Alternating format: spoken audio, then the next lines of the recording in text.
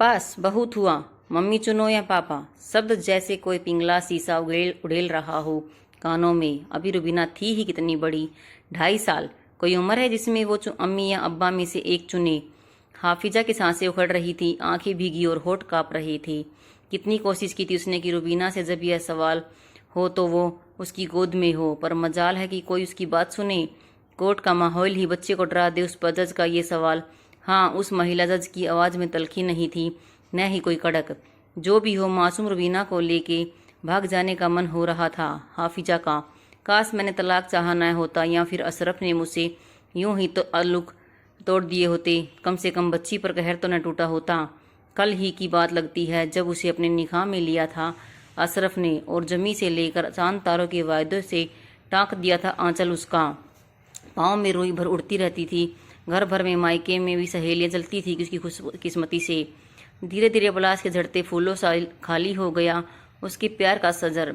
अजीब पेशों पे में गुजरने लगे दिन रात। सीधे मुंह बात करना तो दूर की बात है, घर आना ही छोड़ दिया था।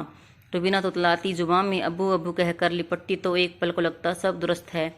छोटा सा आसियाना जो कभी महकता था अब हर वक्त बू आने लगी थी। धीरे धीरे सड़ते गलते रिश्ते की शुरुआत में तो मुझे लगता था कि सब ठीक हो जाएगा। मूड का क्या है, काम काज की परेशानी होगी, घर छोटा हो, रुपया पैसा थोड़ा कम हो तो भी औरत अपने पति के प्यार के सहारे जिंदगी खुशी खुशी गुजार लेती है। लेकिन झूठ फरेब धोखा कैसे सहे कोई। सोच सोच कर खुद को पहुँचती हूँ, क्यों दूसरे शहर में नौकरी करने की बात पर राजी हुई। तनख्वाह बढ़ने की बात का कहकर अशरफ ने जैसे लॉलीपॉप दिया मुझे। पहले हफ्ते की हफ्ते आता था, आते ही लपट जाता था, मुझसे जैसे तड़प गया हो कुछ दिनों की दूरी में। साथ ही लेके चलने की बात करता था। मैं ही बदबुद्धू थी जो मानी नहीं। बस 2 महीने ही बीते होंगे, आना तो दूर, फ़ोन भी खुद नहीं करता। मैं करती तो मसरूफ़ होने की बात पर झट से फ़ोन रख देता। आसार अच्छे नहीं लग रहे थे। एक दिन जब मेरी सहेली शबनम घर आई तो उसने अपने स्कूल में नौकरी करने की राय दी। अशरफ को सरप्राइज़ दूंगी जब वो आएगा, तो यह सोचकर झट हाँ कर दी। रुबीना को भी अपनी नानी अम्मी के यहाँ रहने में मज़ा आता था। कभी कभी सोचती थी कि अशरफ को कहूँ वापस आ जाओ, अब मैं भी अच्छा कमा लेती हूँ, पर जाने क्या सोचकर बताया ही नहीं। वैसे भी फ़ोन पर बात अब कभी कभी हो पाती थी। 6 महीने पहले जब रुबीना 2 वर्ष की हुई तो कुछ खिलौने लेकर आया था। रुबीना को गोद में उठाकर उससे पूछ रहा था, अब्बा के संग चलोगी?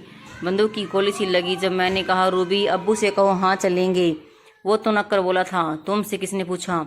मैंने कहा तो क्या मुझे नहीं ले जाओगे? झट बोला, और क्या, मैं तो अपनी बेटी को लेने आया हूँ, अपनी नई अम्मी के पास रहेगी। अब बाहर टूट गया हो जैसे आंखों के आगे तारे उतर आए हों। अश्कों की जड़ी को पोंछते हुए जब मैंने पूछा मुझ में क्या कमी हो गई है, अब जो बच्ची जो चाहिए उसकी अम्मी नहीं। मैंने निकाह कर लिया है, आसपास से 4 महीने हो गए हैं। बड़े घर की इकलौती मालकिन है, सुंदर है, पैसा है, सब कुछ है, पर क्या, रुलाई रुकने का नाम नहीं ले रही थी। पर बच्चा नहीं हो सकता उसे, तो मैं रुबीना को घर लेने आया हूँ। तुम्हें ये घर रखो, यहीं रहो, पर मेरी बेटी को ले जाऊंगा मैं। जाने कौन सी शक्ति आई मुझ में, और रुबीना को उसी गोदी से खींचकर अपने आंचल में छुपाकर बोली, बस बहुत हुआ, अपनी बेटी नहीं दूंगी। तुमको जाना है तो अपना सम्मान समेटो और खुशी से जाओ, अपनी बच्ची को मैं पालूंगी। रुबीना की माँ कोई लाचार बेबस औरत नहीं, पढ़ी लिखी कामकाजी महिला है। अब आंखें फैलने की बारी अशरफ की थी। धन्यवाद।